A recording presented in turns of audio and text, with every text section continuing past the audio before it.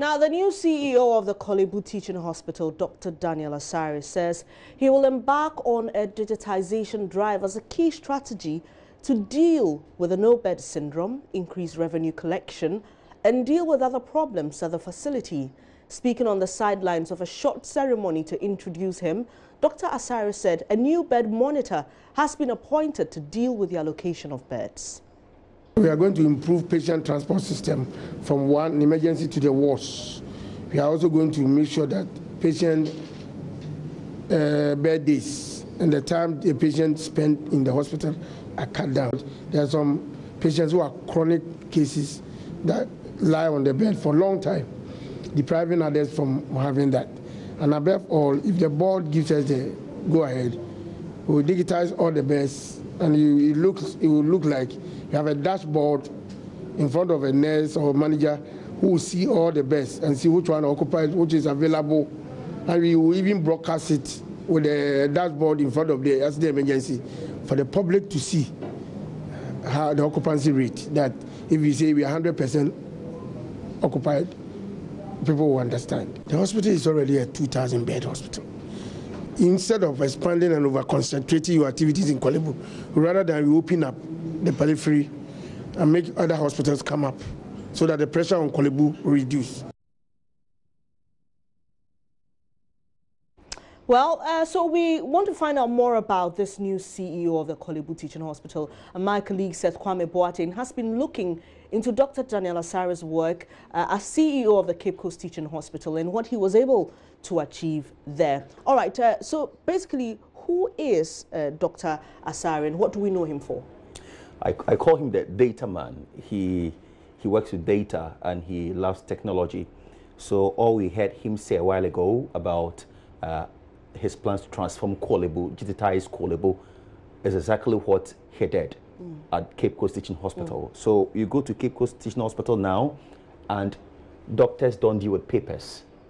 Everything is on the computer. So he sits in his office and is able to identify how many beds are available at the children emergency ward, how many of them are occupied.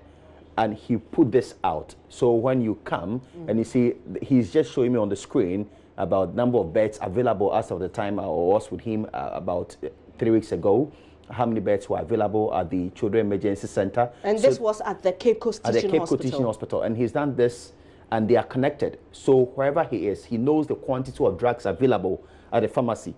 He knows how much money they made in a day. So here, when you go there, there's no way a pharmacist can give any drugs for free to any relative or a friend. So when he said that his aim to help increase revenue for Kolebu, he's done that in Cape Coast Teaching Hospital. When we talk of infrastructure, he's worked so hard to add more to Cape Coast Teaching Hospital. And that place is not the only place he worked. When you speak to people in Eastern region, they can tell you of how he also transformed the Gofredia Government Hospital, how he put everything together to make things work. I remember my last meeting with him about a few weeks ago. He told me about how he had planned to cut down the number of hours patients spend at the hospital, at the Cape Coast Teaching Hospital.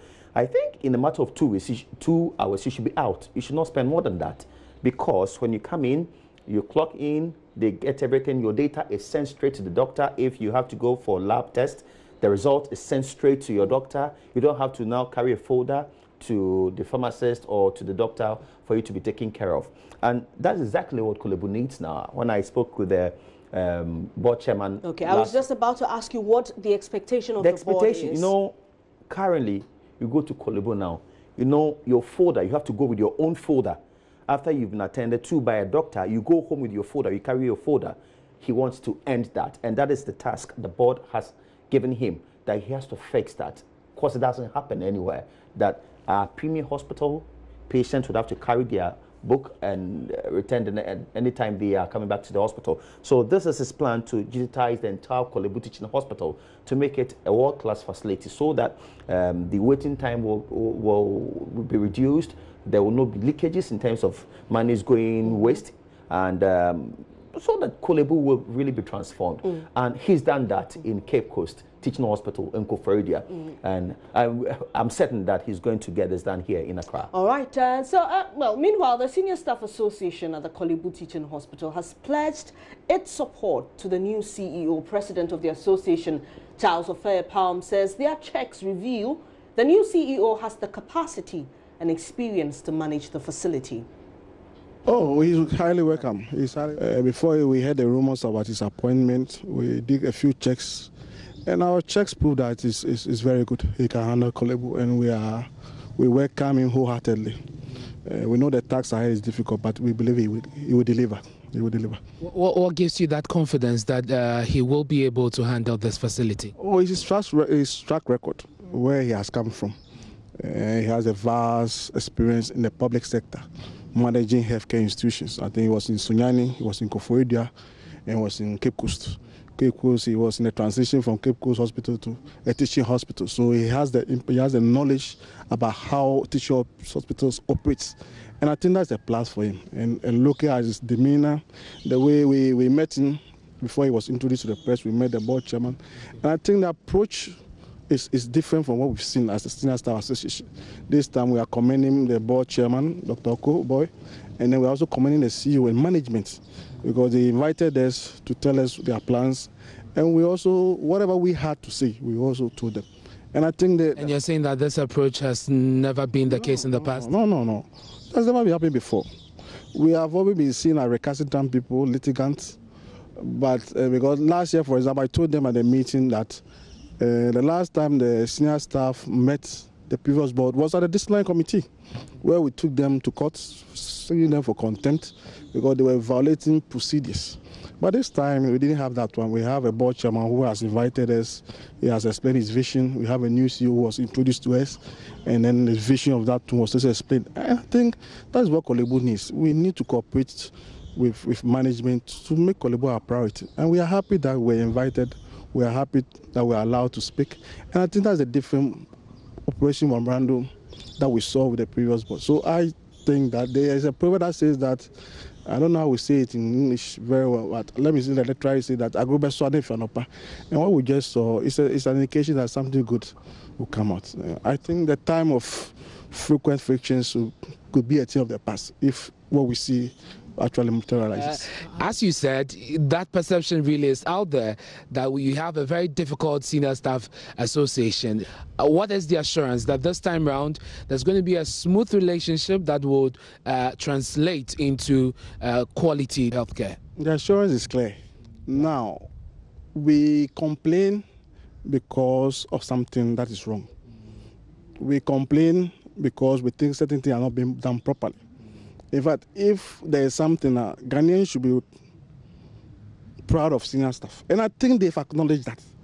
And that is why they invited us. They have seen that we have consistently demonstrated that whatever we have been saying is the best. And so if we are coming in new, the best is to meet the people and let them know that you appreciate what they have done for you. I want you to be part of decision making. And I think that is perfect. That is all. And so we are now on the same level on agreeing on principles. That this is the way it has to be done. This is the way we want to go. And we all agree. It is different from the previous times. And that's what I'm saying, that today's invitation by the board and management is a plus for management.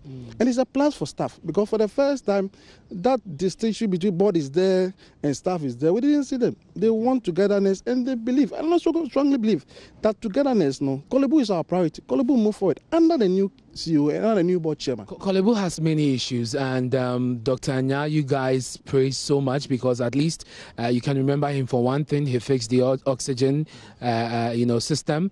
What is that 1, 2, or 3 things that you think that you'd want the newly appointed CEO to tackle in the immediate to medium term? Oh, thank you very much. Like you said, Doctor, one of the good tools of Dr. Anya was that he also listens. And then this man has demonstrated that he's also going to listen to us. Because now, like you rightly said, most of the things, Kolebu is in need of so many things. Some of them being fixed and some of them being fixed. One of the things that has been fixed has to do with the or is being fixed gradually. It has to do with the no-bed syndrome. I think with the president of the new board chairman, things have been fixed and the new accident center emergency has been opened. Now we need to see whether it is a need to more expansion, but at least we don't hear much about the no-bed syndrome. Don't forget that it was Kosa that mentioned the no-bed syndrome first. Nobody took it serious. When we were being victimized for drawing Ghanaians' attention about no-bed syndrome, but it took somebody's WhatsApp or Facebook notice for the entire country to wake up. But we have been saying that. Go and look at my interview. I was even victimized for saying that on air. There may be other priorities that will come up. But for now, we cannot pinpoint that, oh, this is what we want to do. We want staff care to be issues to be looked at. And then Kolebu should be in the news for a good reason. Yeah, for things being done for the first time in Ghana, things being done for the first time in Africa. So should be done in Kolebu. These are the news things, the news that we want to spread now. And then Kosa's role is now be more of advocacy in making sure that Kolebu gets the things that is needed to move the hospital forward. It will be a real pleasure to see this new Kolebu teaching hospital that the new CEO is hoping to achieve. But you work within the health space, and we know you'll be following closely this particular story. Exactly. Thank you very much, Seth Kwame Boateng.